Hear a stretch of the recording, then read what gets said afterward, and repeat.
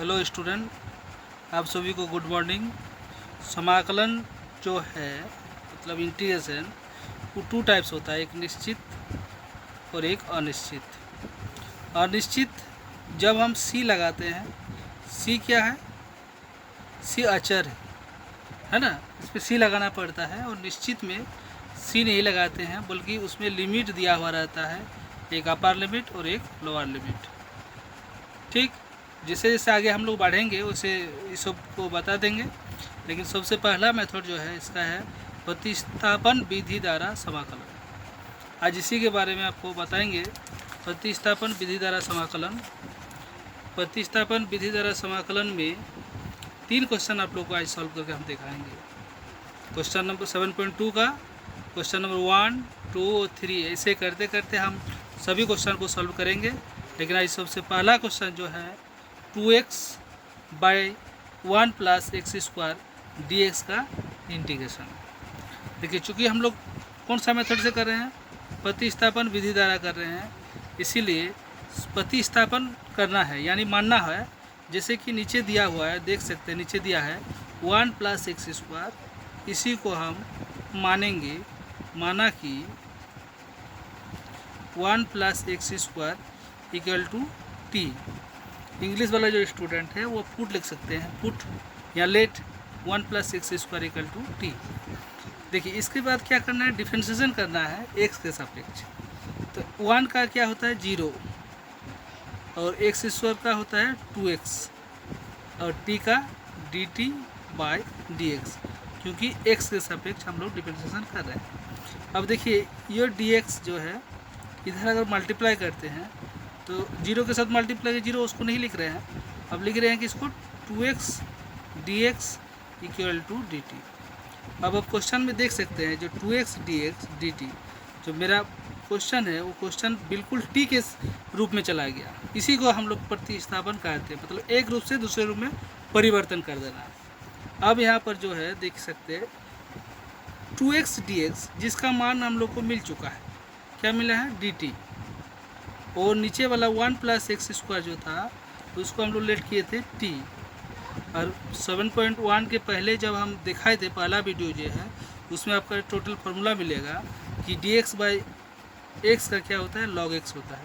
तो यहाँ पर भी होगा log t और +c, क्योंकि यह अनिश्चित समाकलन है और निश्चित समाकलन में +c लिखना पड़ेगा, है ना। आगे चलते हैं, log एक t। अब t किसके बदले आए हैं? t के बदले क्या लिखे थे? 1 + x²। तो यहाँ पर भी उसी को वैल्यू यहाँ पर पुट कर देना है, 1 + x² + c। ये क्वेश्चन, पहला क्वेश्चन हम लोग का बनकर रेडी हो गया। अब दूसरा जो क्वेश्चन था 7.2 का, 7.2 का पहला क्वेश्चन। अब दूसरा क्वेश्चन है इंटीग्रेशन log x जो है इसका होल स्क्वायर बटे x dx। देखिए, यहाँ पर सबसे बड़ी बात है कि किसको हम मानेंगे। यह बहुत बड़ा क्वेश्चन है। तो आप यह भी देख सकते हैं, जिसको मानने के बाद, जिसका डिफरेंशिएशन करने के बाद यहाँ मौजूद हो जाए। जैसे कि यहाँ पर मान लेंगे log x को t, माना कि log x = t, और log x का डिफरेंशिएशन क्या होता है? 1/x। देखिए, ऑलरेडी यहाँ है 1/x है, देख सकते हैं। और dt/dx, तो dx/x = dt। ये जो dx था इधर हम लोग भेज दिए।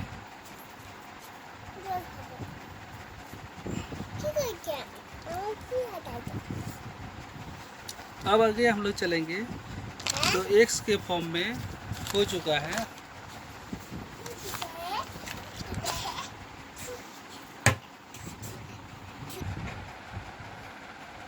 अब ये वाला जो dx है, देख सकते हैं dx/x, और क्वेश्चन में भी देखिए dx/x है जो हम गोल घेरा कर दिए, देख सकते हैं। इसका मतलब क्या हुआ? इसका मतलब यह log x जो है उसके बदले हमारा क्या है? t।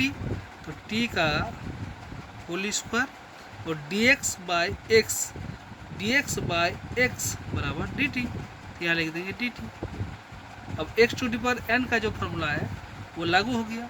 वो क्या होता है, टी पर एक जोड़ देते हैं, यहाँ 2 है, 2 में एक जोड़ देंगे तो 3, 3/3 प्लस सी, और फिर एक लाइन लिखना है 1/3 टी।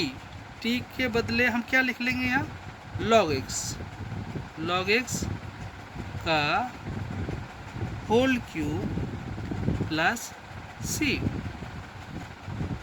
अब हमारे पास थर्ड क्वेश्चन क्या है, 1/x plus x log x dx, इसका इंटीग्रेशन करना है। तो थोड़ा सा यहाँ एक लाइन आपको कॉमन आउट कर लीजिए। x देखिए यहाँ पर भी है और x log x भी है, देख सकते हैं। तो हम यहाँ क्या करेंगे, x को कॉमन आउट करेंगे, मतलब ब्रैकेट के बाहर कर देंगे। यहाँ आ जाएगा 1 plus log x dx, okay, log x dx। अब देखिए जो प्रतिस्थापन विधि में लेट करना पड़ता है, अब किसको लेट कर लेंगे, इसको लेट कर लेंगे। ये जो ब्रैकेट के अंदर माना कि 1 plus log x equal to T है, ये 1 है, 1 plus log x equal to T, 1 का 0 और log x का 1/x और इधर dt बाई dx। अब dx को यहाँ भेज देते हैं, तो dx by x equal to dt, बिल्कुल देख सकते हैं। देखिए dx और इसको x भी इधर अगर कर देते हैं, थोड़ा देर समझदारी के लिए अगर आप इसको इस प्रकार लिखें, x 1 प्लस log x और dx बाई x, मतलब इसी चीज़ को इस तरह से लिखे हैं। देखिए शुरुआत में अगर आप समझ नहीं पा रहे हैं तो बिल्कुल यहाँ कर सकते हैं इसे। अब आगे चलते हैं, इस क्वेश्चन को देखते हैं। 1 प्लस log x है क्या नहीं, इसके बदले हम लोग क्या लेट किया, t, तो t लिखेंगे, और dx बाई x इसके बदले क्या आ गया, dt, और 1/t का log x होता है, मैंने log t होगा यहाँ पर, 1/x रहता तो log x होता, तो 1/t है, dt है, मतलब t के सापेक्ष समाकलन है। dt x के जो बिल्कुल फॉर्मूला ऐसा है, 1/x dx equal to log x plus c. तो यहाँ t है और यहाँ dt है, तो यहाँ पर भी हम वही करेंगे ना, 1/t का log t plus C, that is log t के बदले 1 प्लस log x जिसको हम लेट किए थे, log x प्लस सी। स्टूडेंट आज आपके पास 3 क्वेश्चन हम लोग 7.2 का प्रतिस्थापन विधि द्वारा दिए।